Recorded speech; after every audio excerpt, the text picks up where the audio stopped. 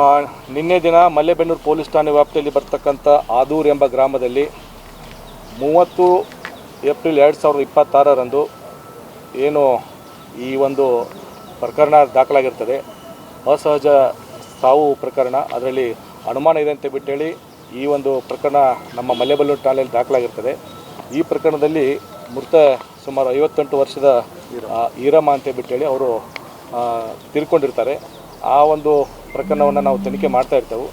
ಆ ಸಂದರ್ಭದಲ್ಲಿ ಏನು ಮೃತರ ಮಕ್ಕಳು ನಿನ್ನೆ ದಿನ ಏಕಾಏಕಿ ಏನು ಶವವನ್ನು ಹೊರತೆಗೆದು ಅದನ್ನು ಮತ್ತೆ ಪೋಸ್ಟ್ ಮಾರ್ಟಮ್ ಮಾಡಬೇಕಂತ ಹೇಳಿ ತೊಗೊಂಬರ್ತಾರೆ. ಸಂದರ್ಭದಲ್ಲಿ ಮಾಹಿತಿ ತಿಳಿದ ಪೊಲೀಸರು ತಕ್ಷಣ ಕಾರ್ಯಪ್ರವೃತ್ತರಾಗಿ ಶವವನ್ನು ವಶಕ್ಕೆ ಪಡೆದುಕೊಂಡು ನಾವು ಸಿಜಿ ಹಾಸ್ಪಿಟ್ಲಲ್ಲಿ ಅದನ್ನು ಇಟ್ಟು ತದನಂತರ ಸೂಕ್ತ ಕಾನೂನು ಕ್ರಮ ಕೈಗೊಂಡು ಈಗಾಗಲೇ ನಾವು ಪ್ರಕರಣ ದಾಖಲಿಸಿಕೊಂಡು ತನಿಖೆಯನ್ನು ಕೈಗೊಳ್ತಾ ಇದ್ದೆವು.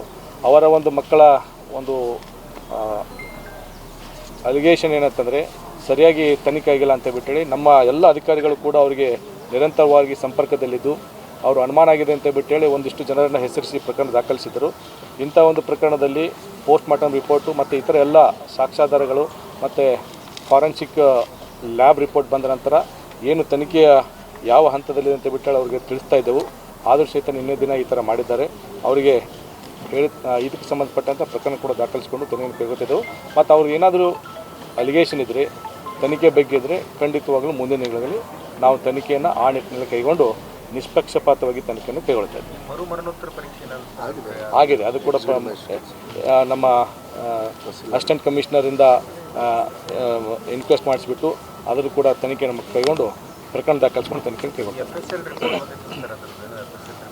FSL ರಿಪೋರ್ಟ್ ಬಂದಿದೆ. ಬಟ್ ಈಗ ಅದು ಈ ಹಂತದಲ್ಲಿ ತನಿಖೆಯಲ್ಲಿರೋದ್ರಿಂದ ನಾನು ಬಹಿರಂಗವಾಗಿ ಅದ್ರ ಬಗ್ಗೆ ಏನು ಹೇಳೋಕ್ಕಾಗಲ್ಲ.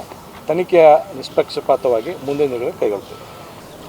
ನಿನ್ನೆ ದಿನ ಮಲ್ಲೇಬೆನ್ನೂರು ಪೊಲೀಸ್ ಠಾಣೆ ವ್ಯಾಪ್ತಿಯಲ್ಲಿ ಬರ್ತಕ್ಕಂಥ ಆದೂರು ಎಂಬ ಗ್ರಾಮದಲ್ಲಿ 30 ಏಪ್ರಿಲ್ 2026ರಂದು ಏನು ಈ ಒಂದು ಪ್ರಕರಣ ದಾಖಲಾಗಿರ್ತದೆ, ಅಸಹಜ ಸಾವು ಪ್ರಕರಣ. ಅದರಲ್ಲಿ ಅನುಮಾನ ಇದೆ ಅಂತ ಬಿಟ್ಟೇಳಿ ಈ ಒಂದು